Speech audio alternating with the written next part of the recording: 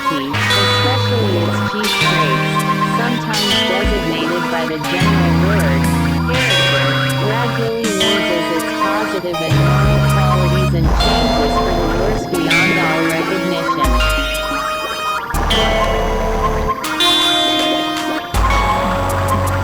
I must tell you that I reached these conclusions from experiments I was able to conduct over a period of many years, thanks to two good philanthropic men, namely, Shepherd Al-Adrinoga, who helped me with his money, and the scientist, respected by us all, L-Nasa, who let me use his remarkable invention, an apparatus called oscillation. Single quote. With this remarkable apparatus I was able for several years to keep under daily observation the general state of the organism of thousands of people who lived under test conditions at the expense of the good shepherd Al-Adrinoga. Single quote. May our Creator multiply his flocks. Well then, thanks to this experimental research of mine, I became fully convinced that if people continue to consume meat for their food it will be very bad for them and that, on the other hand, if only some of them abstain, no good would come of this either, and so thereafter I devoted myself entirely to finding out what could be done for the future welfare of the majority of people.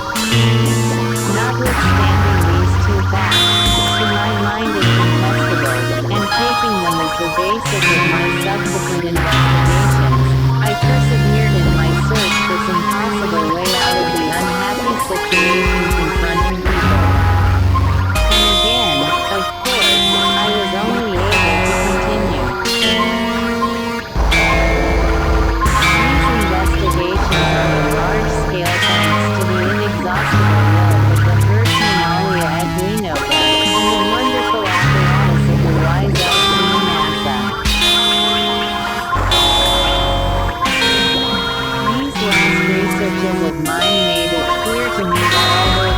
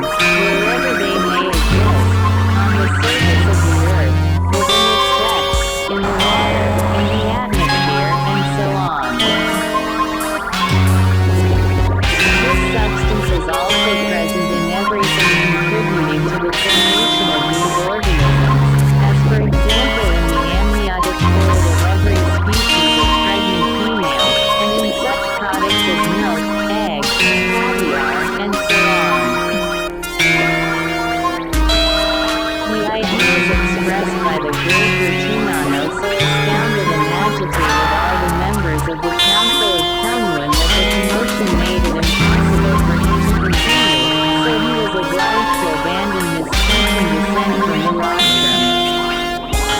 The manuscript stated further that by the end of the day the members of the Council of Kunlun had come to an unanimous decision to specify, with the help of the great Bertinano, those times of the year when the effects of the substance, venom, were most harmful for people, and to spread widely among the followers of Jesus Christ the custom of fasting at those times, that is, of abstaining from products containing the substance, injurious for them.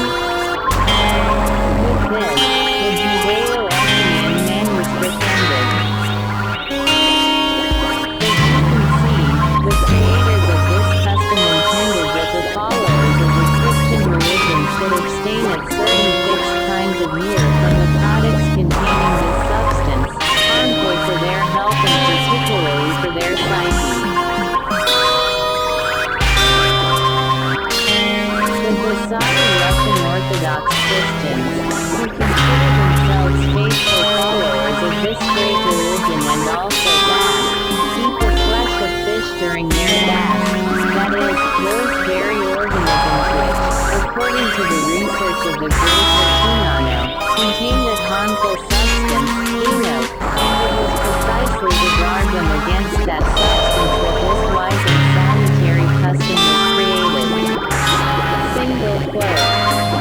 And here, my boy, I concluded my conversation with that one person. And as for the way contemporary beings have destroyed or changed these good customs which were handed down from their wise ancestors of ancient times, to this also our incomparable Moen Masoreddin has a very apt and wise saying.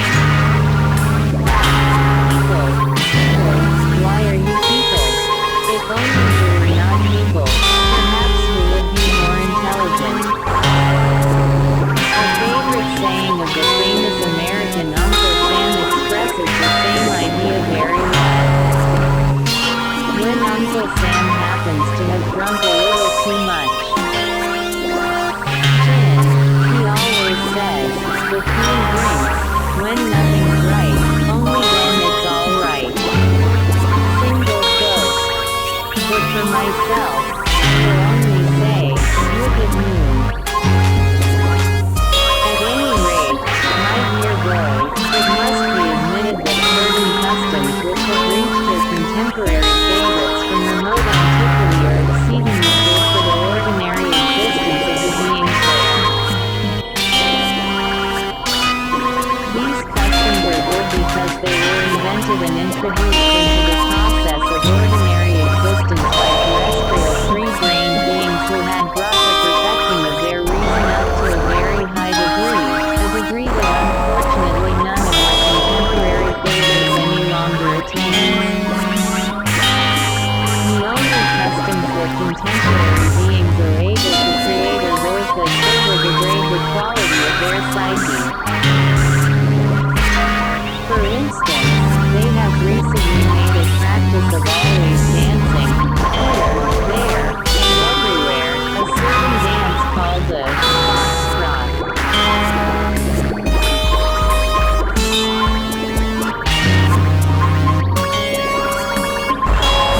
At the present time this foxtrot is the rage everywhere they dance it at all times of the day and night, not only the young, still unformed beings, who do not even begin to be aware of the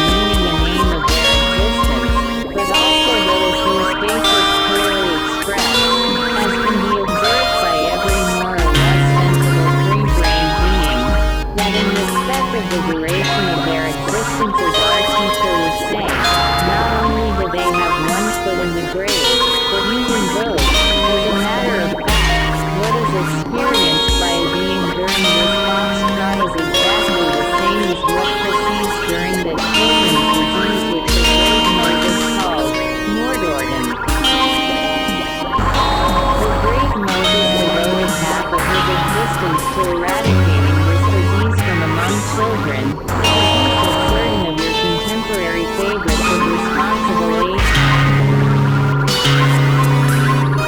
Resurrected almost deliberately, one might say, and spread not only among children but also among adults and even among the aged. As I have already told you, among the good customs for ordinary existence that reached their contemporary favorites from ancient times, many are still practiced by the beings of various communities of the continent of Asia. Certain of these customs appear at first sight absurdly strange and barbaric, but on close and impartial investigation of their inner meaning, one is astonished by the skill with which certain moral or hygienic benefits were incorporated in them for the people who follow them.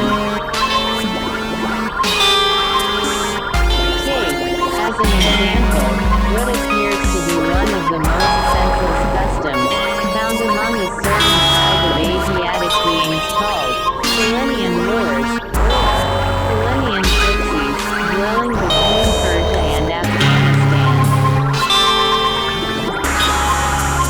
This custom, which the other beings of your planet call gypsy self-fumigation, however stupid it may appear, produces the same result as the Persian custom of ablution, or abgat. This gypsy tribe is regarded as the lowest and filthiest of all the tribes existing on the earth. And indeed, they are so filthy that their clothes are always swarming with the insects called lice. By the way, their custom of self-fumigation also serves to destroy these insects. Although the members of this tribe are really exceedingly filthy, not only do no venereal diseases exist among them, but they have never even heard that such diseases can be contracted. In my opinion, their freedom from these diseases is entirely due to that custom of theirs, which some sensible being of olden times invented for the welfare of the people of his epic and rich, passing from generation to generation. Chance to reach these contemporary filthy beings of the tribe of Selenian gypsies. For this rite of self-fumigation, every family of gypsies has what is called a teshgum, or school of a special form, which they regard as sacred, and the entire ritual is performed with the aid of this sacred school. Every one of these gypsy families also has what is called a tandoor, that is, a special kind of earthen pit, such as is found in almost every house in Asia, that serves as a hearth on which they bake bread and prepare food. In these tandoors they burn chiefly what is called pisiac, a fuel composed of the dung of quadruped animals. The rite consists in this. When the family of gypsies returns home in the evening, they first remove all their clothes and shake them out over the tandoor. It is almost always hot in the tandoor because the dung burns very slowly and the embers from the pisiac keep the fire burning for a very long time. It is interesting to remark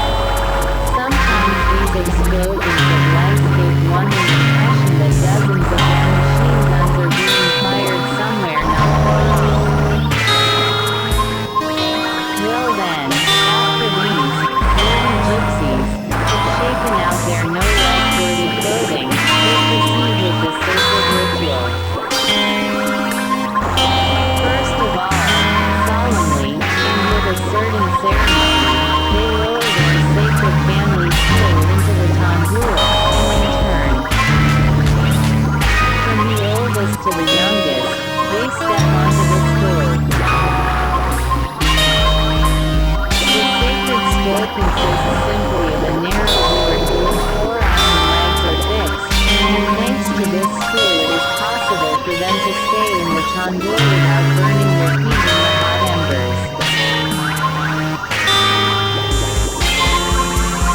As each member of the family in turn stands on that sacred screw, all the others sing their sacred canticle, while the one standing upon the screw, bending his knees, slowly and solemnly lowers and raises himself and at the same time recites prayers. The custom requires that he should do this until all parts of his sex organs have been worn by the tandoor. I saw another custom, very similar and seemingly just as stupid, among the people of another small tribe called the Kurds, dwelling in Transcaucasia not far from Mount Ararat. This tribe is not dirty like the Iranian gypsies.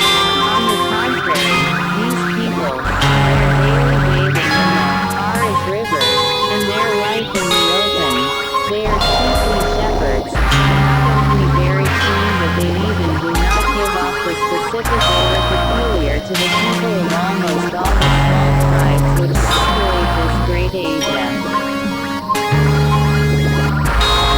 Each family of this tribe of Kurds has its own what is called Sakia, which serves as a dwelling and for the reception of guests, as the custom of visiting one another is highly developed in this tribe.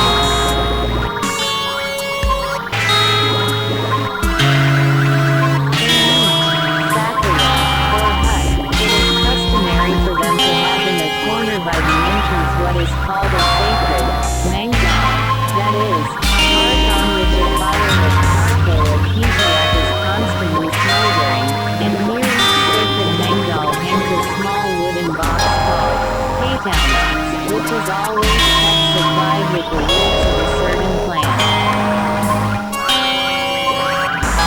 The rite of self-fumigation requires that before going into the principal section of the hut, each member of the family and each guest, of either sex, must enter this sacred mangal in order to purify himself, as they say, from the influence of those evil spirits by which man is surrounded when he is busy with his work, and this purification was carried out in the following manner. Everyone on going into the hut must approach and take a few roots out of the hanging box and throw them into the fire, and then, in the smoke from the burning of these roots, fumigate the sex organs. If it is a woman, she simply spreads her skirt and stands over the mangal. If it is a man, he either takes off or lets down his sharbars, and also stands over the smoke.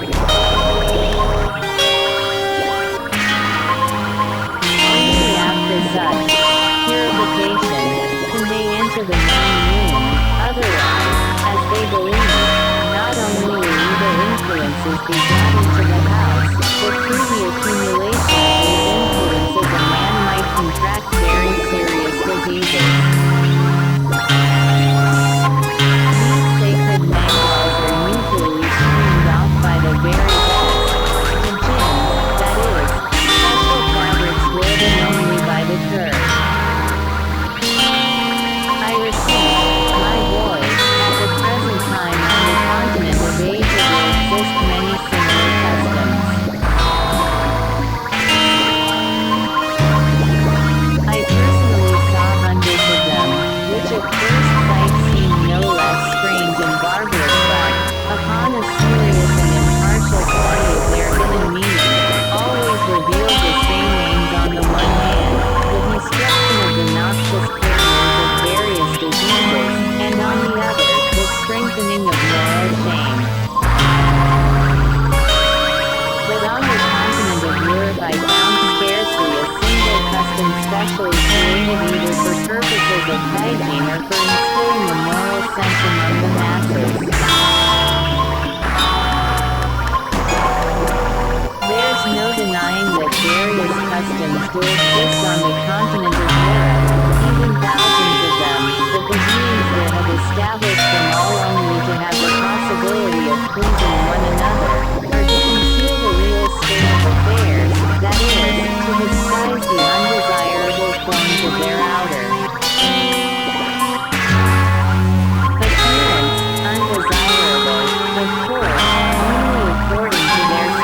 of conceptions, and to conceal the nullity of their own inner significance. The customs prevailing there at present increase year by year the opposition between the personality and the reason of both beings.